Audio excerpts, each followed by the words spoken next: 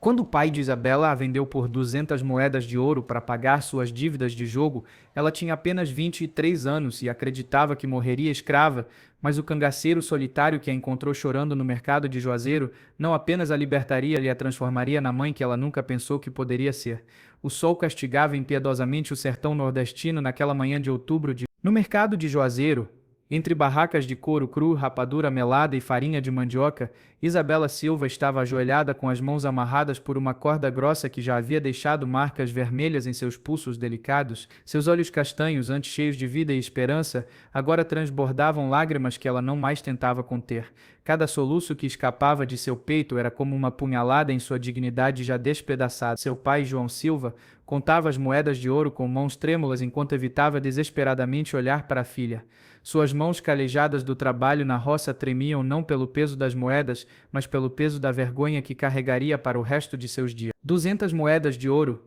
Esse era o preço de sua liberdade das dívidas de jogo que o consumiam havia meses, que o haviam transformado de um pai amoroso em um monstro capaz de vender a própria filha. O comprador, um fazendeiro gordo e suado chamado Coronel Teodoro Mendonça, examinava Isabela como se fosse uma égua no mercado de animais, seus olhos pequenos e cruéis percorrendo cada curva de seu corpo com uma luxúria mal disfarçada. Ela é forte, disse o coronel, apertando o braço da moça com seus dedos gordurosos, deixando marcas vermelhas em sua pele clara. Boa para trabalho pesado, sabe cozinhar, lavar, passar, servir homem. Sabe sim, senhor, respondeu João, a voz tão fraca que mal podia ser ouvida acima do burburinho do mercado. É prendada minha Isabela, aprendeu tudo com a mãe, que Deus a tenha. A jovem não disse palavra, sua garganta estava fechada pela angústia, suas palavras presas em algum lugar entre o desespero e a resignação. Desde que sua mãe Rosa morrera de febre amarela 2 anos antes, ela cuidava sozinha da casa deteriorada e dos 3 irmãos menores, Miguel de 12 anos, Luísa de 10 e o pequeno Carlos de apenas 7. Agora esses mesmos irmãos assistiam de longe escondidos atrás de uma carroça, sem entender completamente porque a irmã mais velha que os criava como mãe estava sendo levada como se fosse um saco de feijão vendido na feira. Foi então que ele apareceu. O homem emergiu da poeira do mercado como uma miragem do próprio sertão. Alto, com mais de 1,80 m de pura fibra e músculo, ombros largos que pareciam carregar o peso de 1000 histórias, a pele bronzeada pelo sol inclemente que transformava homens em... Vestia as roupas típicas de um cangaceiro, gibão de couro curtido, perneiras que protegiam as pernas dos espinhos da caatinga, chapéu de couro com estrelas de metal que brilhavam sob o sol. Mas eram seus olhos que chamavam atenção, escuros como a noite sem lua, carregavam uma tristeza profunda misturada com uma determinação férrea. Antônio Ferreira, conhecido nas redondezas como Trovão por sua pontaria certeira que soava como o ribombar dos céus, era um cangaceiro que havia abandonado o bando de Virgulino Ferreira, o Lampião, para seguir seu próprio código de honra. Trovão observou a cena por longos segundos que pareciam eternidades. A moça ajoelhada como um animal, as lágrimas criando trilhas limpas em seu rosto empoeirado, o pai contando moedas com a avidez de um viciado, o coronel gordo com seu sorriso cruel e lascivo. Era uma cena que ele havia presenciado muitas vezes no sertão cruel, mas algo nos olhos daquela jovem, talvez a dignidade que mantinha mesmo na humilhação, talvez a força que emanava mesmo na fraqueza, o fez parar. Lembrou-lhe de Maria, sua falecida esposa, no dia em que a conheceu, também sendo maltratada por um coronel. Quanto pela moça? Perguntou Trovão. Sua voz grave cortando o burburinho do mercado como uma faca afiada corta a carne. O coronel Teodoro virou-se, irritado pela interrupção. Seu rosto gordo ficou vermelho de raiva ao reconhecer as vestimentas de cangaceiro. Já está vendida, cabra sem vergonha. Procure diversão em outro lugar. Não se meta em negócios de gente de bem. Perguntei. Trovão deu um passo à frente, a mão descansando casualmente no cabo da peixeira de 40 centímetros que trazia na cintura, o aço brilhando ameaçadoramente sob o sol. 200 moedas de ouro, respondeu João Silva, com um fio de esperança nascendo em sua voz rouca. Talvez, apenas talvez, houvesse salvação para sua filha. Trovão abriu seu alforje de couro surrado pelas estradas e começou a contar moedas. O som metálico ecoava no silêncio repentino que havia tomado conta daquela parte do mercado. 250 moedas de ouro tilintaram sobre o balcão de madeira carcomida. 50 a mais para o senhor esquecer que já tinha comprador e nunca mais olhar para esta moça. O coronel Teodoro ficou roxo de raiva, as veias do pescoço saltando como cobre. Você não sabe com quem está mexendo, cangaceiro maldito. Eu tenho influência, tenho jagunços, tenho... A peixeira de Trovão cortou o ar com um assobio mortal e cravou-se na madeira entre as mãos do coronel, fazendo pular para trás com um grito agudo. Sei sim. Sei que é um homem inteligente que vai aceitar que chegou tarde demais e vai embora com sua vida inteira. O coronel recuou, engolindo em seco, o suor escorrendo por sua face gorda. Conhecia a reputação dos cangaceiros, homens que matavam por muito menos que uma ofensa. Fique com ela então, o desgraçado cuspiu as palavras com veneno. Mas saiba que isso não ficará assim. O senhor Major Oliveira saberá disso. Que saiba, respondeu Trovão calmamente. Diga a ele que Antônio Trovão manda lembranças. O nome fez o coronel empalidecer ainda mais. Trovão era lenda no sertão.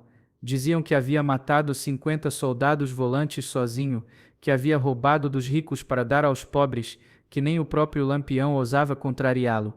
O coronel saiu apressado, quase tropeçando em suas próprias pernas gordas. Trovão aproximou-se de Isabela e, com uma gentileza que contrastava com sua aparência rude, cortou as cordas que prendiam seus pulsos. Levante-se, moça. Você é livre agora.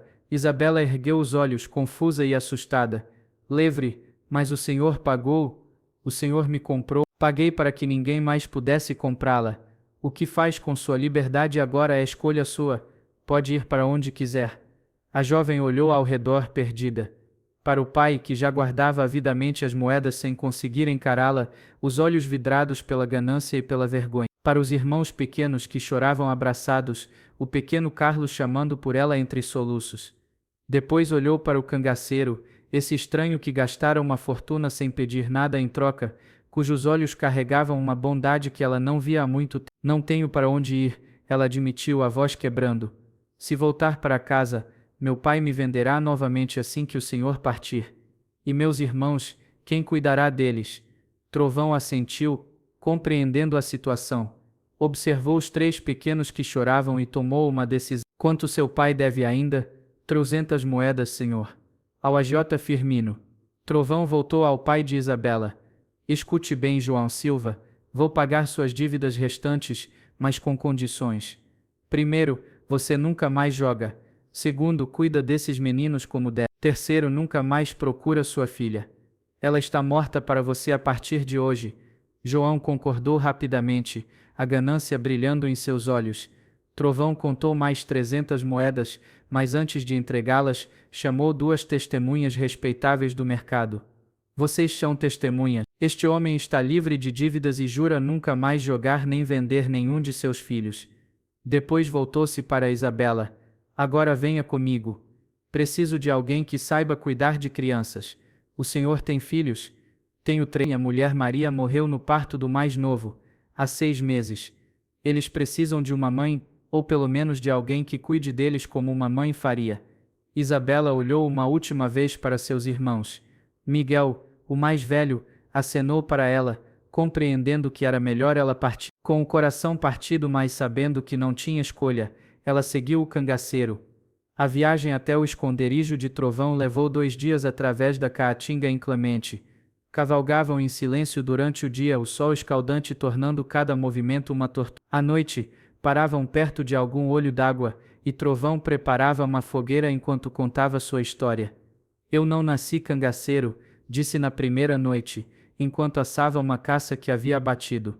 Era filho de pequenos agricultores em Pernambuco, tinha uma vida simples mas feliz, até que o coronel Araújo decidiu que queria nossas terras. Isabela ouvia em silêncio, reconhecendo a dor em sua voz. Meu pai resistiu, foi morto.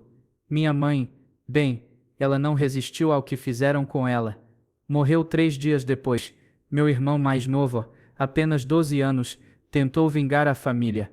Foi enforcado na praça como exemplo. E o senhor?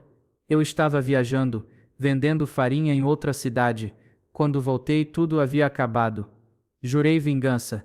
Me uni ao bando de Lampião. Aprendi a atirar, a sobreviver, a matar. Matei o coronel Araújo e todos os seus capangas. Mas a vingança não trouxe minha família de volta. Como conheceu sua esposa? Um sorriso suave passou pelo rosto marcado de Trovão. Maria era professora em uma cidadezinha no interior da Bahia. O bando havia parado lá para se reabastecer. Ela não teve medo de mim. Olhou nos meus olhos e disse: Você tem cara de quem sabe ler. Por que escolheu as armas em vez das letras? Ninguém nunca havia me perguntado e continuou contando como Maria o convenceu a deixar o cangaço, como fugiram juntos para as serras, como construíram uma vida simples mais feliz, como nasceram Pedro, depois Ana, e finalmente o pequeno, como Maria morreu segurando sua mão, pedindo que cuidasse das crianças e não voltasse à violência.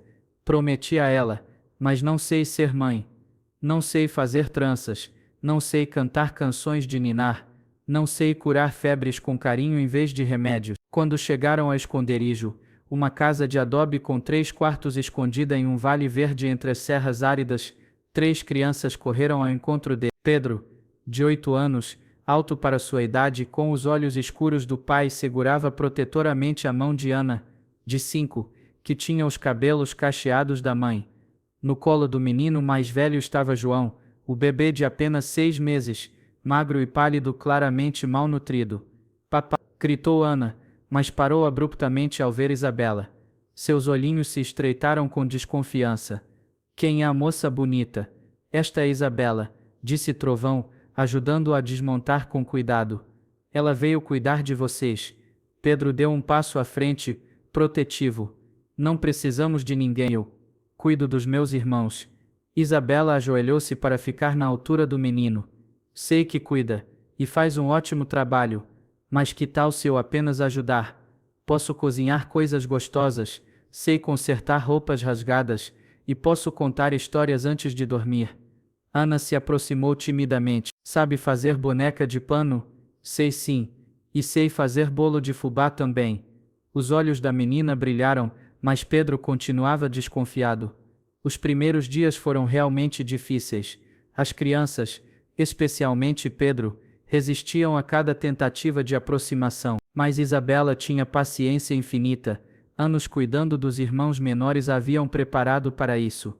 Ela cozinhava as refeições que há meses eles não comiam: feijão temperado com cheiro verde, arroz soltinho, carne de sol com pirão, cuscuz com leite. Costurava as roupas rasgadas que as crianças vestiam há meses, transformando trapos em vestimentas dignas.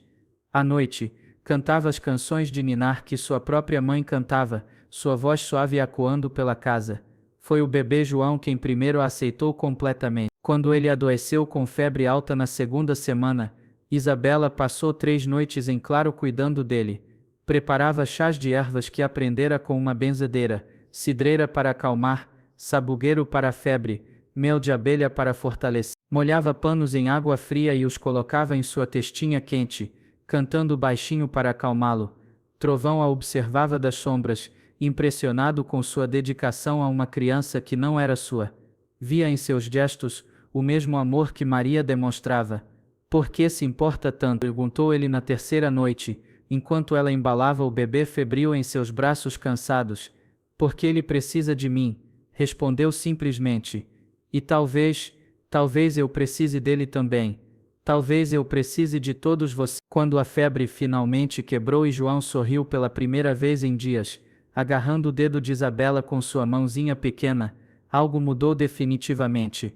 Pedro, que havia observado tudo, aproximou-se devagar. Obrigado, murmurou o menino, por salvar meu irmão. Não precisa agradecer, disse Isabela, tocando gentilmente seu ombro. É o que a família faz. A palavra família ficou no ar, cheia de possibilidades. As crianças gradualmente começaram a chamá-la de tia Bela. Ana foi a primeira, quando Isabela fez para ela não apenas uma, mas 3 bonecas de pano. Pedro seguiu quando ela o ensinou a ler melhor com os livros que Maria havia deixado. E o pequeno João, quando começou a falar, balbuciou mamá olhando para ela. Meses se passaram. A casa que antes era silenciosa e triste agora ecoava com risadas e canções. Isabela transformou o esconderijo em um verdadeiro lar. Plantou uma horta com verduras e legumes, criou galinhas que forneciam ovos frescos, uma vaca que dava leite para as crianças. Ensinou Pedro a ler e escrever melhor, Ana a bordar, e o pequeno João dava seus primeiros passos seguros segurando em suas saias. Trovão mudou também. O homem duro que aterrorizava Coronéis começou a sorrir mais frequentemente. Às noites, Sentava com a família improvisada ao redor do fogo, contando histórias do sertão, não mais histórias de violência, mas contos de coragem e esperança. Enquanto falava, seus olhos frequentemente encontravam os de Isabela, e algo não dito passava entre eles. Foi numa dessas noites, 6 meses depois da chegada de Isabela, que Ana perguntou inocentemente: Papai, por que tia Bela não dorme no seu quarto como mamãe dormia? Continuando, o silêncio que seguiu foi espesso como melado. Isabela corou furiosamente, focando intensamente em sua costura. Trovão limpou a garganta desconfortavelmente. Porque tia Bela não é minha esposa, Ana explicou pacientemente. Mas ela podia ser, disse Pedro, surpreendendo a todos com sua maturidade. Ela cuida da gente como mamãe cuidava, e o senhor olha para ela do mesmo jeito que olhava para a mamãe. Eu não sou criança, pai. Eu vejo. Trovão e Isabela trocaram olhares cheios de emoções não expressadas. Era verdade, algo havia crescido entre eles naqueles meses. Não era apenas gratidão ou conveniência, era algo mais profundo, construído no cuidado diário, no respeito mútuo, na família que haviam formado sem perceber. Naquela noite, depois que as crianças dormiram, Trovão encontrou Isabela na varanda observando as estrelas. O céu do sertão era um manto de diamantes, a lua crescente iluminando suavemente o vale. O menino tem razão, disse ele, sentando-se ao lado dela no banco de madeira que ele mesmo havia construído. Eu olho para você de um jeito especial. Antônio, ela começou, usando seu nome verdadeiro pela primeira vez. Deixe-me falar, ele interrompeu gentilmente. Eu a comprei para ser livre, Isabela, não para ser minha. Mas nestes meses, você trouxe vida de volta para esta casa, para estas crianças. Para mim, você me salvou, disse ela suavemente. Me deu propósito quando eu não tinha nenhum. Então nos salvamos mutuamente, disse ele, tomando gentilmente sua mão calejada pelo trabalho. Isabela, se quiser ir embora, eu entenderei, mas se quiser ser minha esposa, seria por escolha, por amor. Isabela virou-se para encará-lo. Este homem que a salvara, que confiara nela com seus filhos mais preciosos, que a tratava com respeito e carinho. Já sou sua esposa em tudo menos no nome, disse suavemente. Sim, Antônio. Escolho você, escolho esta família, escolho este amor. Casaram-se ao nascer do sol da semana seguinte, com um padre itinerante que passava pela região. As crianças jogaram flores de mandacaru colhidas com cuidado, e até alguns cangaceiros aposentados, amigos de Trovão, apareceram para a celebração. Isabela usava um vestido simples de algodão branco que ela mesma havia costurado, com flores silvestres no cabelo. Trovão vestia sua melhor roupa, não mais o gibão de cangaceiro, mas uma camisa limpa e calças de algodão.